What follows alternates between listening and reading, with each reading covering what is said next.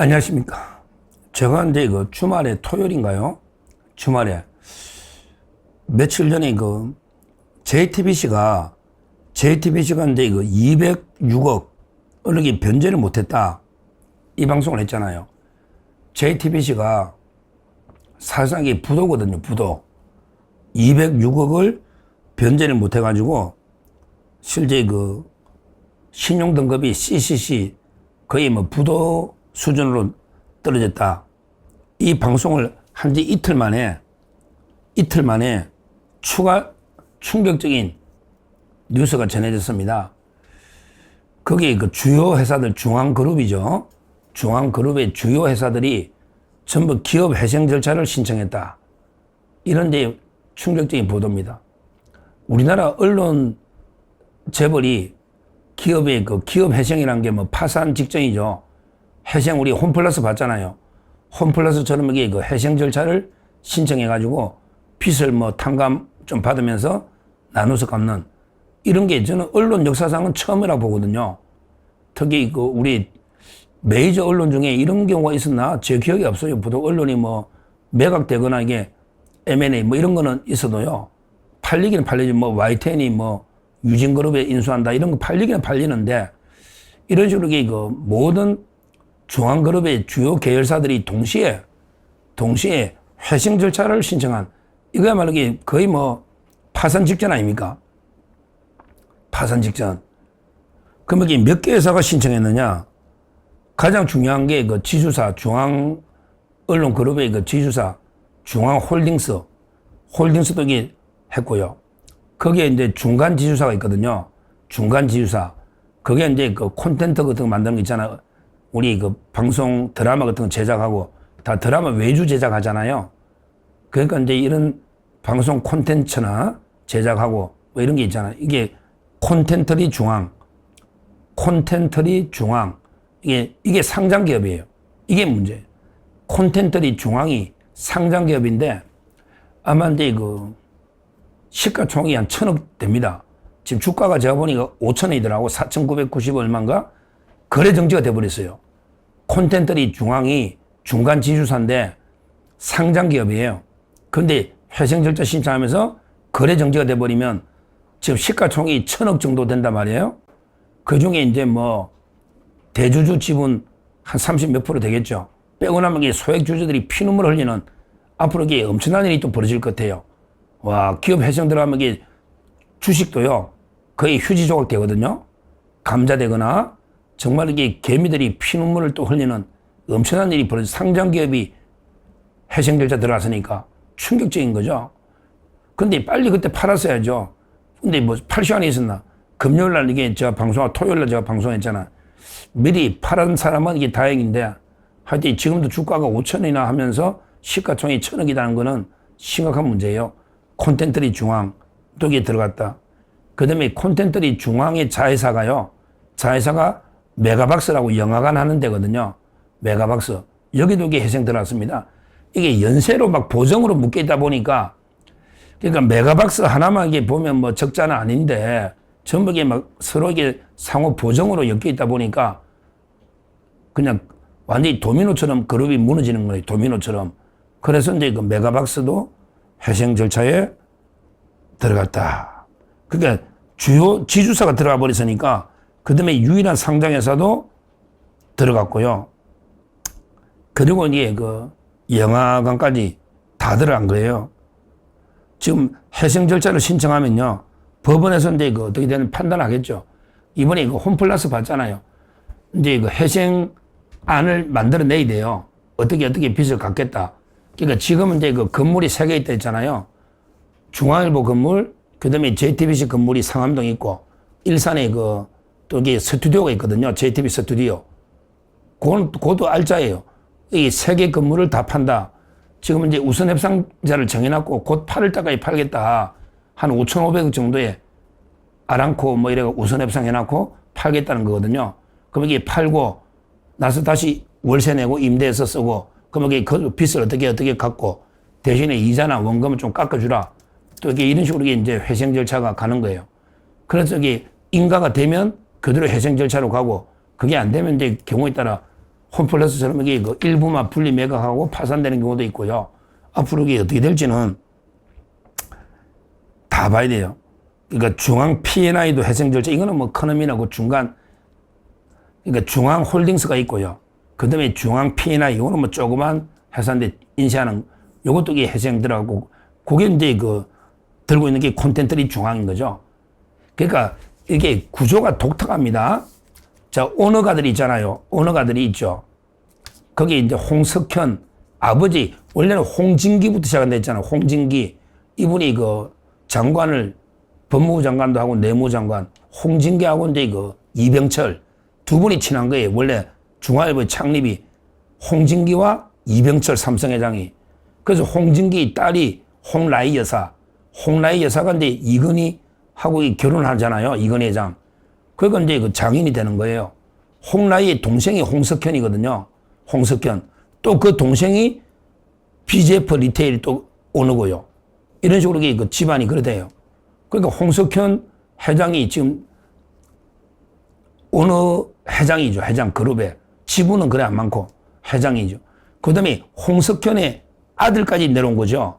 아들까지 내려가 홍정도. 즉 홍정도가 이제 77년생 하고, 그 다음에 그 밑에 동생이 홍정인인가? 그것도 같이 하고 있어요.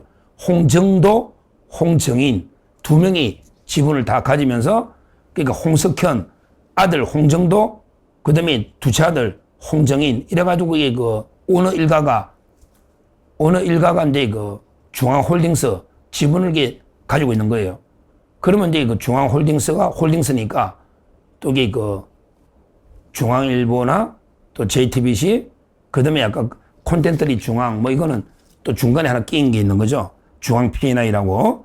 이런 식으로 이게 그 지배를 하는 거예요. 근데 여기에 이제 그 중앙일보하고 JTBC는 회생이, 이건 안 돼요. 이건 언론사거든요. 회사가 일반 회사하고 좀 틀려요. 중앙일보는요, 중앙일보는 이제 그 신문사거든요. 이 자체는 적자는 안 봐요. 지금도 이게 중앙일보 자체가 순이익이 조금 나더라고. 영업이익도 한 몇십억 원 나고, 뭐 실제 중앙일보 실발행 부수는 10만도 안 되는, 그 얼마, 전부 이게 뻥튀기인 거지. 실제는 한 7만이나 될란가? 제가 이게 보니까 얼마 안 돼요. 실제 그, 진짜 돈 내고 구독해가 딱 보는 거는 그렇게 많지 않습니다. 하여튼 중앙일보는 이게 언론사인데 그 자체는 뭐 부채는 많은데 그 자체가 이게 그냥 회생 들어갈, 중앙일보 자체가 언론사니까 회생 들어가지는 않을 거고요. 그거는 이제 그 홀딩스가 들어간 거니까, 회생이, 홀딩스가.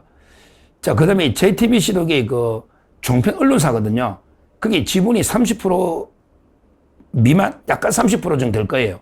왜냐하면 이게 그 우리가 방송은요, 방송은 이게 어느 한 주주가 50% 70% 독점을 못 가져요. 그러니까 아마 제가 알기로 이게 그 중앙홀딩스가 한 25, 그 다음에 중앙일보가 5%, 이러면 이게 30 가까이, 요런 30까지 가질 수 있거든요. 이런 식으로 이게 JTBC는 지배하고 있을 겁니다. 근데 JTBC나 중앙일보도 부채는 엄청납니다. 엄청나요. 하여튼 이거 직접 방송 송출하는 JTBC나 또 이게 중앙일보는 회생에 직접은 못 들어가지만 그 실제 지배하고 있는 중앙홀딩스부터 중간지주사, 특히 상장기업, 콘텐츠리 중앙, 이런 게 크거든요.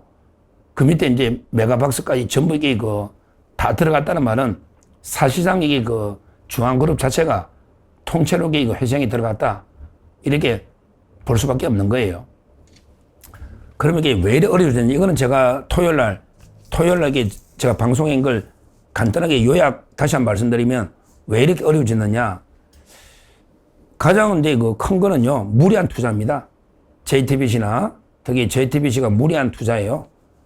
뭐냐면 월드컵이나 올림픽 중계권료를 엄청나게 비싸게 사와가지고 이걸 다른 데 팔아야 되는데 못 팔고 자기들만 중계해봤자 광고가, 요즘 이게 TV나 신문 광고 확 줄었거든요. 요즘 이게 그 새로운 뭐 유튜브나 새로운 데 광고를 하지, 네이버나, 이게 옛날처럼 이게 TV나 신문에 광고 안 하잖아요. 그러니까 이제 광고 수입은 확 줄고 무리하게 그 사온 거죠. 중계권료를. 이게 큰 경영 악화가 됐다. 이게 첫째 저는 원인이다. 무리한 투자였다. 방만한. 그러면서 이게 언론 환경이 바뀌면서 광고 수입이 확 줄은 거예요. 자, 두 번째는 이야기했지만 삼성과의 관계가 원래는 한 기업이거든요. 삼성과의 관계가 악화돼서요. 옛날에 그 최서원 씨, 최순실, 그때 그 이재용 승마 뇌물중간이냐 박근혜 탄핵할 때 가장 앞장섰던 게 그 사이비 언론인 표상 손석희입니다. 지금 MBC 손석희. 그런데 그 온갖 게 삼성그룹에 대해서 가짜뉴스를 퍼뜨려서 이재용 회장이 구속이 된 거예요. 거기에 경로한 거예요. 이재용 회장도 열받지만 홍라희 엄마도 열받죠. 아들이 구속되면 전부 가짜뉴스거든. 손석희. 이게 집안에서 이럴 수가 있어?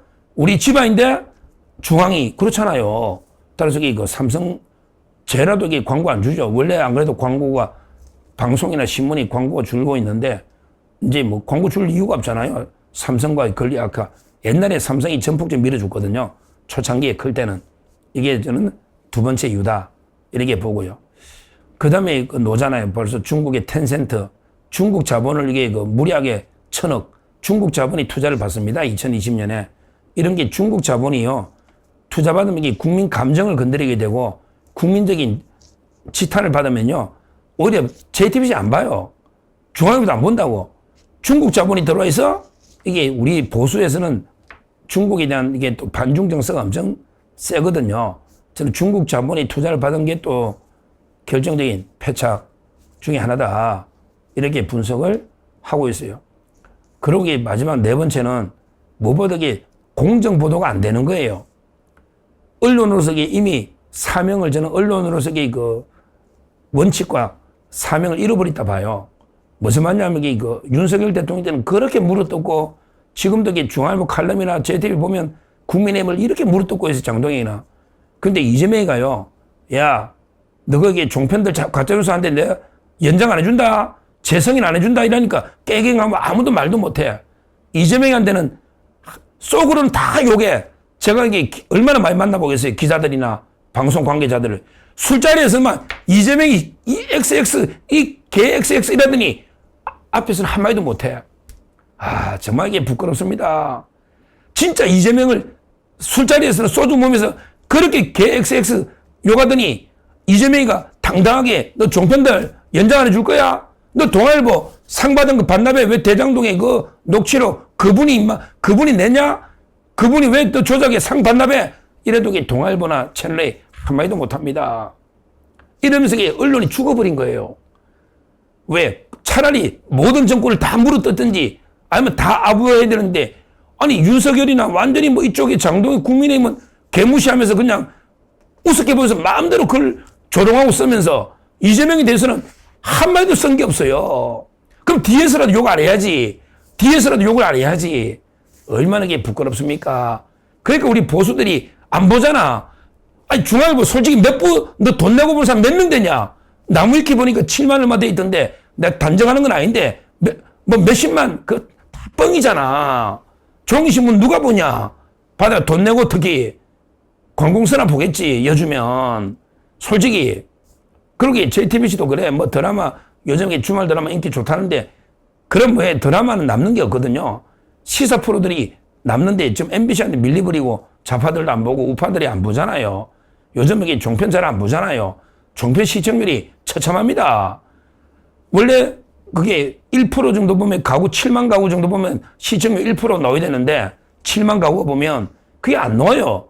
근데 웬만한 이게 우리 큰 유튜버들 보세요. 김어준 빼더라도 우리 우파 쪽에 뭐 예를 들어 뭐 성창경이다. 어떤 거는 20몇만 뭐 50만도 놓잖아요.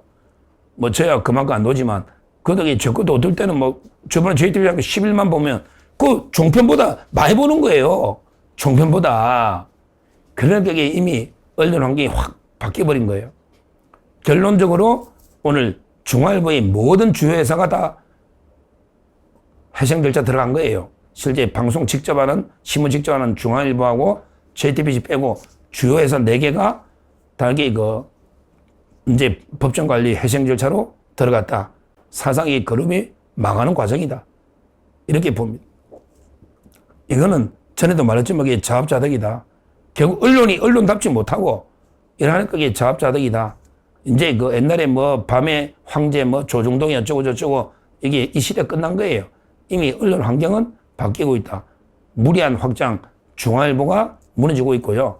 그 다음에 이제 뭐 동아나 조선은 어떠냐. 그런데 무리하게는 안 하고 딱 신문하고 방송만 하니까 어떨지 모르지만요. 그게 앞으로도 이게 쉽지 않을 겁니다. 특히 이재명이가 계속 이런 식으로 노골적으로 방송 탄압하는데 거기에 그냥 굴욕적으로 있으면요. 아마 그 미래가 밝지는 않을 겁니다. 이재명 좌파 정권이 절대 안 두거든요. 족벌. 그러니까 이게 조중동이 실제 이재명 정권 탄생시킨 거 아닙니까? 온갖 게 윤석열 무릎뜯고 해가지고 결국에 그 이재명한테 지금 조중동이 다 이게 무릎뜯기게 생긴 이게 전부 언론의 자업자득이다. 이렇게 말씀드립니다. 감사합니다.